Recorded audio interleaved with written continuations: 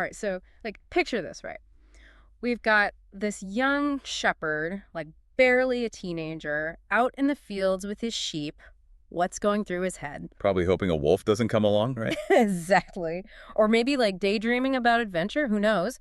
But get this, the shepherd, he's destined to be king. We're talking King David here, Yeah. one of the most famous figures in the Bible. You got it. And you know what's really cool? A listener actually sent us some excerpts from this document, david.pdf. It was in Spanish, of all things. Wow, that's dedication for you. Right. But we had it translated because this deep dive, it's all about getting into the good stuff. And David's story, let me tell you, it's got it all. Triumph, tragedy, the whole shebang. He's called like a man after God's own heart, but he was also incredibly human, flawed even. That's what makes his story so relatable, though, isn't it? Yeah. I mean, here's this guy, starts out as a shepherd, but his destiny, totally different. Makes you wonder how often we judge people based on appearances. Oh, totally. Like we see the shepherd, but God, he saw something else entirely. He saw a king. So what was it about David? What made him so special? That's the thing. The text really emphasizes this. It wasn't about his looks or his strength or any of that. It was about his heart, something deeper, which was a pretty radical idea back then. Kings were usually chosen because they were strong warriors or because of their family line. But God, he was like, nope, I'm going with heart on this one. Love that. So we've got David, chosen by God, but hold on, it's not a straight shot to the throne. This guy had a side hustle. A side hustle that would change everything. Music. He was seriously musically gifted. Yeah, the text mentions him playing a harp, right? Right. But we're not talking like basic campfire tunes here. His music, it had this power to it. Yeah. Especially for King Saul. Oh man, Saul, the guy David's supposed to replace. And Saul, he's dealing with some heavy stuff, like inner turmoil, maybe even what we'd call mental illness today. But David's music, it's like it could actually soothe him, calm him down. It's pretty remarkable, isn't it? The power of art, I mean. That something as simple as music could have such a profound effect. I know, makes you wish you could like whip out a guitar solo and solve all the world's problems. Right. But seriously, this musical talent, this ability to connect with someone on that deep emotional level, it wasn't just some random skill. It kind of foreshadowed the kind of leader David would become. Someone in tune with people, compassionate. Absolutely. Speaking of understanding the human experience, though, we got to talk about the whole David and Goliath thing. That story's been told for centuries, and for good reason. It's like the ultimate underdog story, right? It's iconic. You've got this giant Goliath. Everyone's terrified of him, even the toughest soldiers. And then there's David, still basically a kid, and he's like, hold my grape juice, I got this. And it wasn't just bravery either. It was this unwavering faith. The text specifically mentions David refusing to wear Saul's armor. He's like, nah, I'm good. I'm going to face this giant my way. Armed with like a slingshot and his belief in God. Talk about a power move. Right. And the crazy thing is it worked. David takes down Goliath, this massive giant, and everyone's amazed. But that victory, as awesome as it was, it kind of backfired. Because, success often comes with the sight of jealousy. And in this case, the jealous one was King Saul. The text really emphasizes how much Saul fixated on David's popularity after that. It became this whole thing. Yeah, it wasn't pretty. Imagine being Saul. Everywhere you go, people are singing about how great David is. Saul killed 1,000. David killed 10,000. Kind of stings, right? More than a sting. It was a blow to his ego. And that's when things started to get really complicated. Because in the middle of all this tension, we meet Jonathan, Saul's son. And Jonathan, he forms this really strong bond with David. Which is wild, right? Because you'd think he'd see David as a threat. Like, this is the guy who's supposed to take his father's throne. Exactly. But Jonathan, he recognizes something special in David. He sees God's hand on David's life, even if it means stepping aside himself. It's a powerful testament to Jonathan's character, He chose loyalty, chose to support what he believed was God's plan, even if it meant going against his own father. It's a level of integrity that's hard to fathom, honestly. And honestly, Jonathan's support was huge for David because Saul's jealousy, it just kept getting worse. Eventually, it got so bad that David had to go into hiding.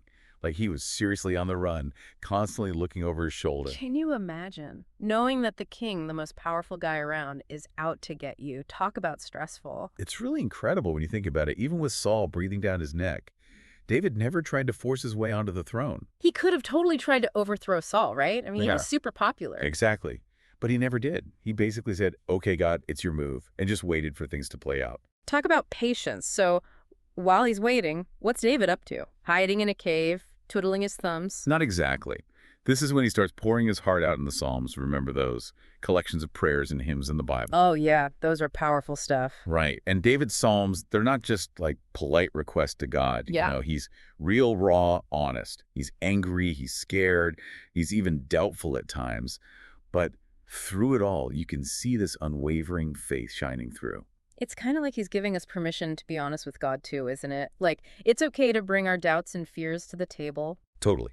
He's not pretending to have it all figured out. He's laying it all out there, the good, the bad, and the ugly. And in the source material you sent, there's this line from Psalm 59 that really stood out to me. David says, "Deliver me from my enemies, O God. Set me on high from those who rise up against me." It's like he's totally vulnerable, but at the same time, so trusting in God's power. Wow, that's powerful stuff. It's like even when everything is falling apart around him, David's still clinging to that belief that God's got him. Exactly. And I think that's something we can all relate to, right? Those moments where we just need to cry out for help. Say, okay, God, I can't do this on my own.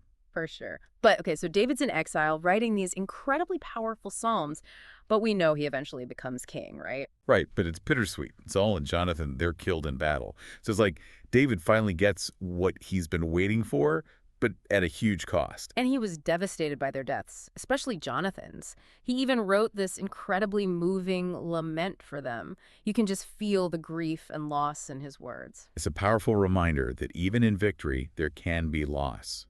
And that even those who seem larger than life, like kings and heroes, they still experience deep pain and sorrow. So here's David, finally king, but having gone through so much, do you think at this point he still fits that description of a man after God's own heart?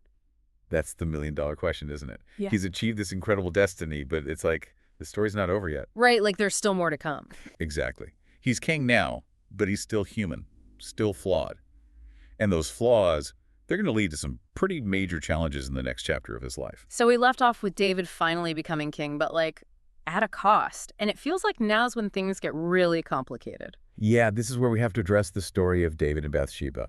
And it's one of those parts of the Bible that's really hard to grapple with. Totally. We're talking about a really serious sin. The text doesn't sugarcoat it at all. David sees Bathsheba bathing and, well, he's immediately overcome with desire and knowing that's not cool, that she's married. But instead of, like, turning away, he makes some really bad choices. He lets his desire control him. And it just spirals from there. He tries to cover up his actions, even arranges for Bathsheba's husband Uriah to be killed in battle. It's a dark period in David's story. It's like you see how power, even with someone who's generally a good person, it can be really corrupting. Absolutely. And it's easy to judge David for his actions here, but I think it's important to remember that he's human. We all make mistakes, even huge ones. The question is, what do we do next? How do we respond when we've really messed up? That's what's so interesting about what happens next in the story, because God sends Nathan, the prophet, to confront David. And Nathan, he's super clever about it. He doesn't just come out and accuse David directly. He tells this parable, this story, about a rich man who steals a poor man's only lamb. Oh, wow, I remember that story. And David, he's totally outraged. Completely. He's furious. He demands justice. He has no idea that he's the one being called out. And then, boom, Nathan hits him with it. You are that man. What a moment. Talk about a reality check. I know, right? And David, to his credit, he doesn't make excuses. He breaks down, admits his guilt. And that's where we get Psalm 51. The listener specifically brought this up, called it David's prayer of repentance. And it's such a powerful expression of his remorse. Oh, it's gut-wrenching. He's not trying to minimize what he did or make excuses. He's just laying it all bare before God, asking for forgiveness. And it's a reminder, I think, that even when we mess up big time, even when we think we're beyond forgiveness, there's always a way back. It's never too late to turn back to God. Exactly. And that's the beauty of David's story. He screws up royally, no pun intended, but his story doesn't end there. He faces consequences for sure, but there's redemption too. And forgiveness. It's like even after everything he's done, he's still considered one of the greatest kings of Israel. Which is kind of mind-blowing when you think about it. His story reminds us that God can work through anyone, even those who are deeply flawed. It's not about being perfect. It's about having a heart that's open to God, even when we're at our worst. And to be honest, that's really encouraging. It is. So we've talked a lot about David the king, the warrior, the sinner. But remember how that document called him the sweet psalmist of Israel? I think that's really telling. It's like through it all, he never lost that connection to God. He never stopped seeking, never stopped creating. And those Psalms, they're a gift, aren't they? They invite us to do the same, to be honest with ourselves, with God, even when it's hard, to find beauty and meaning, even in the midst of our struggles. And on that note, I think it's time to wrap up this deep dive. Thanks for joining us as we explored the incredible, messy, inspiring life of King David. Until next time, keep exploring, keep asking questions, and keep seeking truth.